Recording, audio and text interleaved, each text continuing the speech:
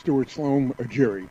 My question, Rob, is we've heard Assad numerous times lately threaten countries that take any military action, such as supplying arms, with missile attacks preemptively. Did you hear anything about that in your travels? Well, certainly the Jordanians and the Israelis both point out that the obvious, that so far Assad has taken no direct effort against them. In the Jordanian case, for the king being public and calling for Assad's departure a long time ago, and the Israeli case for they point out that the Golan Heights remains the quietest border in the Middle East. Now, both sides do point out that this could change if either of them, in their own way, became actively engaged in supporting the Syrian opposition. It's not so much the missiles from the Jordanians. It's for them. It's the subversion that they fear. Matter of fact, one high-level Jordanian said, the most serious thing that Assad could do against us is to take those couple 100,000 Palestinians in the Palestinian refugee camp outside Damascus and ship them over our border. That would be a real challenge to us. And the Israelis point out that for everything that is terrible and we are definitely we've adopted the policy of the devil we don't know as opposed to the devil we know. One has to note that the Syrian army has played a reasonably responsible role in maintaining control over chemical weapons, something which we cannot necessarily count on, depending on all the variables in the future. That being said, I did not meet anyone who said that their preference was for Assad to stay. The question is whether they were willing to themselves play a more assertive role and take on the potential threat of retaliation from Assad and helping to hasten the process of making him go. Yes.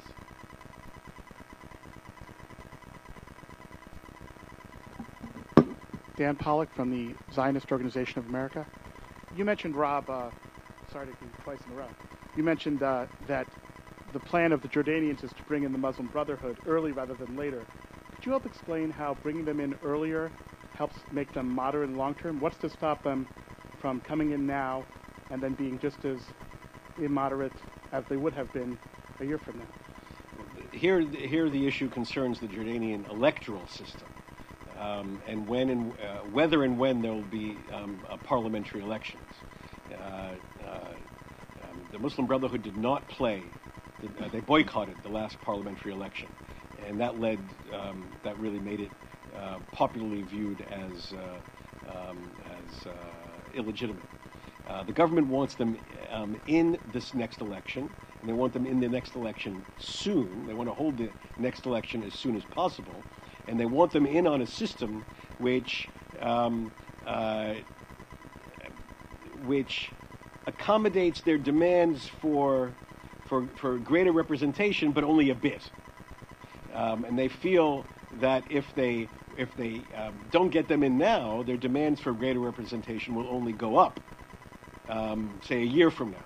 So, for example, there's likely to be a system in Jordan which has a list system, which the Brotherhood wants, but a list system for only 20% of the seats, and the other 80% of the seats staying in the existing constituency system, which benefits the East Bankers, the Transjordanians.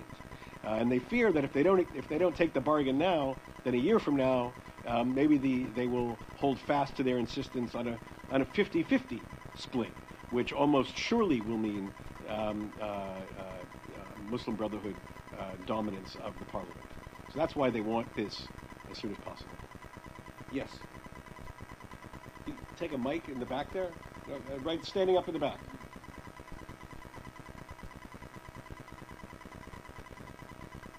Sinan Jiddi, Institute of Turkish Studies. My question is to, I think, Simon, if I remember your name correctly.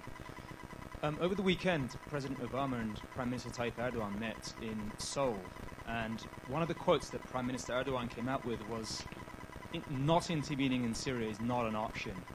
Could you clarify as to where the position of Turkey is leading towards with respect to intervention? Yeah, a very good question that I think is going to become a little clearer around the Friends of Syria meeting on April 1, next Sunday.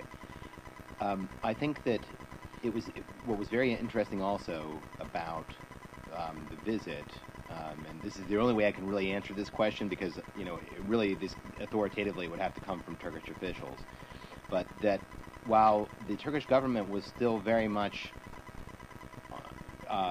on the using the same language as the Obama administration about humanitarian access, at the same time it was very clear from a number of Turks and Turkish officials who were surrounding this conflict that it was, they came to the same conclusions that many others did, and that is, Assad's not going to go anywhere without some sort of intervention of some type. Now, what that intervention is could be a lot of things, and I think that's what's not clear. I think also here in the U.S. government, they have now, I think, understood that without some sort of shift, Assad's just going to linger on. For the Turks, Assad's lingering on, as we talked, yes, it's true, lots of people don't prefer it. Most people don't prefer it, if not everyone. But the problem is for the Turks, Assad lingering on, and an angry Assad who doesn't have control over all the territory of his country is a disaster for them, right? Because there's been a lot in the press about the Assad regime's relationship with PKK groups and their affiliates. And so every time that there is a run of refugees over the border from Syria into Turkey, some of PKK fighters who are released from jail could blend into that group and go into Turkey and carry out attacks. The Turks don't want that. And so I think that they are making their own calculations in this regard. But does it mean that they're going to set up a buffer zone tomorrow? Or does it mean... No, I don't think so. I think it's going to be much more graduated. But we'll have to wait and see what they say. And like I said, I think we should look for their comments around next Sunday's meeting. Whoops. Sarah Stern, Endowment for Middle East Truth. I tend to agree with you, Rob. In fact, all of the presentations, I want to thank you for. They were excellent. And when you said that the pace of change in Syria is probably the most important factor in the region, it seems like all the elements are being put together for a perfect storm because there's no appetite right now for military engagement in the United States. And Andrew, you had said that Assad has to go, and something to the effect of, he has to be put into this corner, that he has to realize that he either leaves or he dies. Now, without American intervention, military intervention, in one capacity or another, do you think that's possible?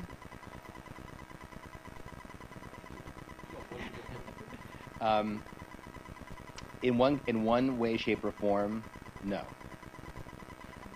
Now, however, that doesn't mean roll out the B-52s or whatever else is on hand. I think that a lot of this, I think the most effective way and the most efficient way to bring down the Assad regime is to support civil and armed resistance in these two tracks inside of Syria. Now, what that level of support is, whether it's lethal or non-lethal, would depend on what we're facing and would depend on who's doing that. As part of this process, I think that I made an important distinction to the Syrians I met in Turkey and in Lebanon, and I said, I think that one of the big errors that the Syrian opposition has made is, and I think this particularly goes for the SNC, is that there was some sort of perception that power is something that's given to you by someone else. Okay? And I explained to them, no. Power, you in order to take power, you have to take it. Power is something you take. No one gives it to you. Okay? Can we help the Syrian opposition take power? Certainly we can. We certainly can. Now, would that involve military? military action, direct kinetic action, or would just be support for the opposition, I'm not sure. At a certain key point down the road, when Assad is in one of these dilemmas, when he is in a corner, the international community will probably be in such a dilemma as well, whether it decides to act very precisely or not. Let me just add my own 2 cents on this. First, I think we haven't yet begun seriously to explore the Russian role in Syria and what can be done to transition the Russians from their current posture to supportive of change. I think Russian equities are not necessarily with supporting Assad to the end of time. I think Arabs, especially Saudis, play a huge role in this, and I don't think their influence has been brought to bear adequately yet. Secondly, if the objective is to trigger as speedy a change in Syria as possible, then what you're talking about is deepening the fissures between the ruler and the family and the clan, the family clan, and the senior levels of the military. And that means sowing dissension, and that means information warfare. And I think that we and some of our allies have yet to begin to adequately exploit the potential for sowing dissension in these different elements of the Syrian regime. I could go on. I think there are many things that can be done to hasten this process, short of Andrew's reference to the B-52s flying over Damascus. And so it's not this black and white issue that is often portrayed. Just one more thought on this is my own view is that we are holding the Syrian opposition to a much higher standard than we've historically held these sorts of oppositions. I mean, the Libyans were no less feckless a year ago, and we helped create them into, I guess, whatever it is they are today. And no, but it is the basic point. And so, in any case, if you want to bring about this quickly, then there are things you have to do. If you don't want to bring about it quickly, then there's all sorts of excuses not to do it. Mark.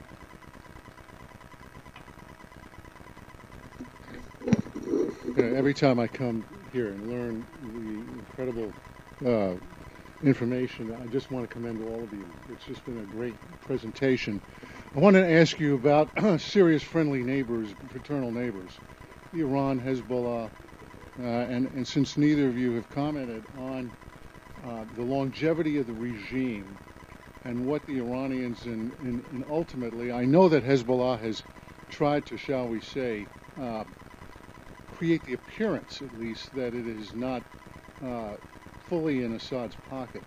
Andrew, what, irrespective of the Russians, putting the Russians aside with all their arms and all of their diplomatic support, if Assad ultimately only has the Iranians on his side, how far will the Iranians go to keep that regime in power? And what will Hezbollah do to do the same? That's a very good question, Ambassador. I think that they will do a tremendous amount, and I think the question is, well, what would they do? And I think what they're very likely to do is what probably lots of people looking at that conflict and not wanting to get fully involved in all the liabilities go with that are going to do, and that they're going to play around in the internal internal dynamics inside of Syria. Now, in a way, it's easier for the Iranians because there's one address. It's the Syrian regime. And until now, they've provided them with lots of technology to locate Twitter and Facebook users, to locate, in fact, I think some Iranian technology, I believe, I'm willing to be corrected, but I believe this is right, was used to target Marie Colvin in the Homs Media Center. So, that, but there's other kinds of logistical support which has been provided. Now, the Hezbollah comes into this because they have certain specializations which are very useful to the Assad regime. Like when you have the village of Zabadani breaking away from government control when someone has got their hands on a bunch of Cornet anti-tank missiles. Hezbollah becomes very useful in that environment as a way to, how do you put down such siege, or how do you retake that kind of territory? I don't know what to make of the reports about Hezbollah supporting snipers inside of Syria. I don't think that they need Hezbollah snipers. I think what factors all of this in terms of how much Hezbollah is going to want to get involved is, according to conversations that I had with folks who were in Lebanon, Hezbollah is very worried about what's going on over the border in Syria. They understand the implications of what the fall of that regime would mean. It doesn't mean that, suddenly you're going to have, a country that completely flips, but the Syria that gives Hezbollah so much assistance and in strategic depth would be gone, and for them would be disastrous. I don't think it's, unless we're much later in towards an end game, I don't expect to see Iranian revolutionary guard formations other than advisors, or even Hezbollah fighters directly involved in the Syrian conflict. I think that they would play it much more from behind the scenes. This is a quick follow-up, and I neglected to add the other fraternal Ba'athist country to its east, the Iraqis.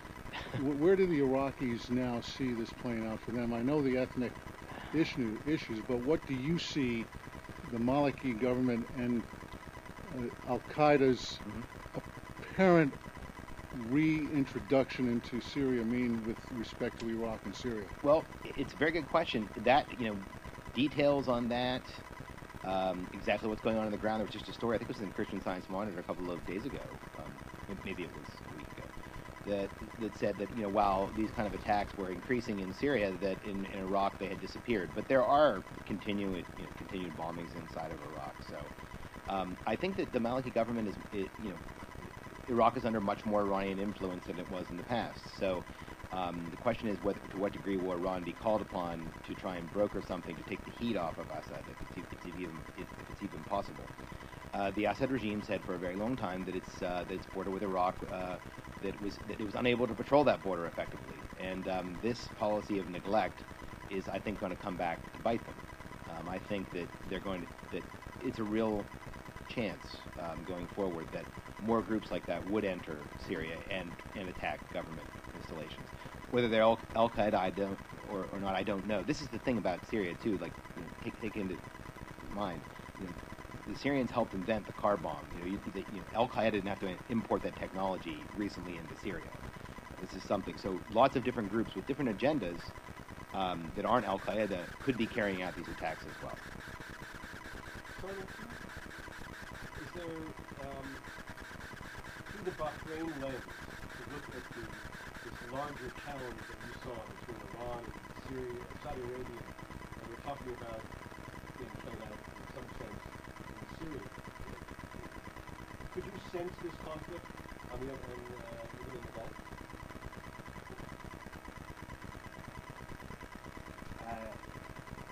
I think the people on the street since the Arab Spring, the governments of Bahrain, Saudi Arabia and the UAE are rather frustrated by the Arab Spring. They regard Iran as the major threat to their existence, and they regard the Arab Spring as a distraction. They also think that Washington is entirely wrong-headed and distracted by the Arab Spring when Washington should be concentrating on the threat posed by Iran. Alan? Close up?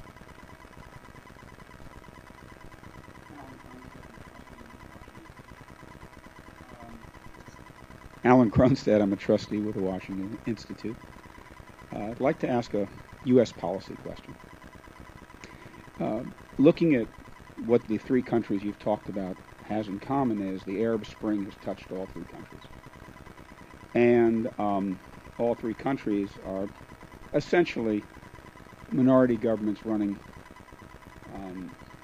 their country with a majority populace that is not part of the system. So in formulating our own policy, as the Washington Institute advises Congress, advises the administration and others, and writes their position papers, how do you find this balance where U.S. interests in Bahrain and who we support is very different than U.S. interests in Syria and who we support.